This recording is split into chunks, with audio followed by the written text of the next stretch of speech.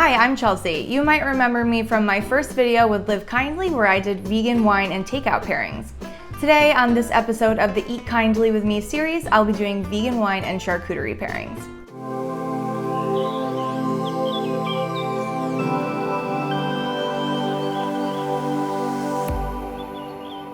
Today we are going to be featuring these beautiful wines from Querciabella.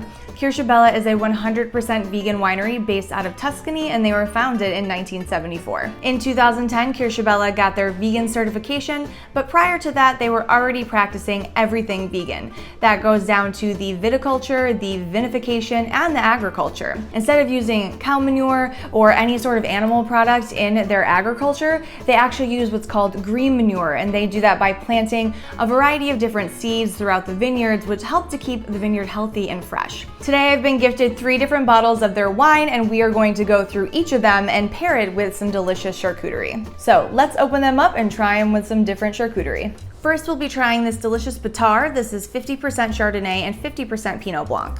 Color on this is outstanding. And gives you delicious notes of like a little bit of vanilla and honey, apples and pears, and a little bit of lemon. It smells absolutely fantastic. This is a little bit more of a full-bodied white wine. When we're doing a full-bodied white wine, I love to pair cheeses and meats that are also kind of light but have a little something extra to them. So here we have a take on a French goat cheese, and it has a bunch of different herbs in it, like herbs of Provence, so we're thinking a little tarragon, a little lavender, a little rosemary. We also have some turkey slices here. There is a tradition in the wine world where white wine goes with white meat. Same kind of concept works here. The turkey is light, has a little bit of this black pepper note, which really complements that little touch of creaminess you get in this wine. I've also added olives to our charcuterie as well. Olives are going to go with every single wine that we have because they're salty and wine work really nicely together. So here we have a turkey slice. This is so nice together. The turkey slices have that little bit of pepperiness to them, a little touch of smokiness, really complements the wine. I think it would be dynamite too if we took a chunk of the cheese, smeared it onto the turkey, and then ate it. Also the cheese on a little cracker here. The consistency of the cheese, super creamy, and I love that with the touch of creaminess in the wine. The cool thing about wine and food pairings is not only can you pair different flavors in the wine and food, but you can also pair different textures. So here, the creaminess of the cheese really is amazing with this wine. 10 out of 10. Next, we will be pairing this Querciabella Chianti Classico. This is a 2016.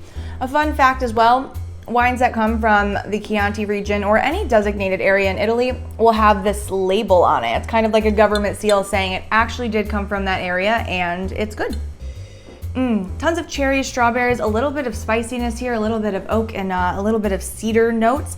So for this, I have a traditional cheddar, which I think is such a nice pairing with the Sangiovese. The cheddar has a little bit of that nuttiness, a little smokiness because it's an aged cheddar. Also have an out-of-the-box pairing of Parmesan.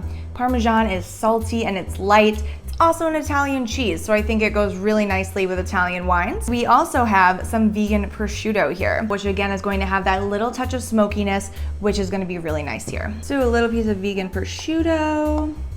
I'll put a little cheddar on the inside, why not? The Sangiovese has that fresh red fruity flavor, and it really balances out that little bit of smokiness we get from the prosciutto, from the cheddar that has that, again, that beautiful creaminess and a little bit of smokiness.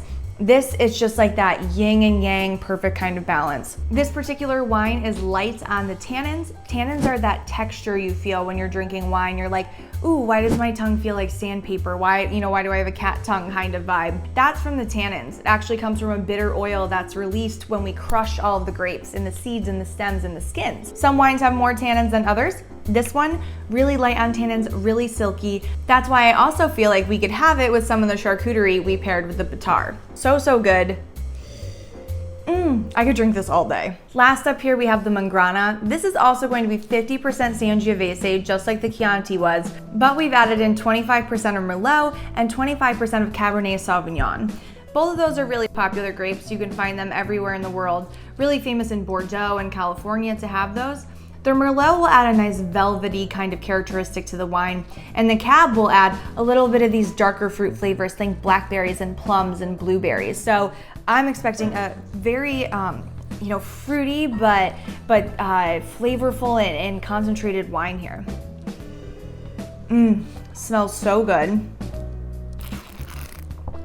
Amazing. This wine has a little bit of those tannins we were talking about before, a little bit of that texture. So how do we balance texture? We balance texture with fat. And here I have a smoked Gouda, which I think is gonna be so good. Like, oh, look at that little paprika rim we have on here. I also have some sausage. So this is 100% plant-based sausage. It's a little bit sweeter. It has a little bit of red pepper in it, a little bit of smokiness, but really is going to emulate kind of that sopressata vibe you would get. I'm gonna go straight in here with a piece of this. It's a little sweet, it's a little smoky. So good. And there's that nice savory umami vibe to this as well. And then when you pair it with this wine, the little bit of fattiness that's in this really balances out the tannins. That little smokiness is really highlighted from the oak aging and that cab we have in here. And then again, the sweetness is kind of brought to life. It's just like this nice undertone. Charcuterie boards are really easy to put together, which make them an ideal dish to whip together right before you have a gathering or before dinner.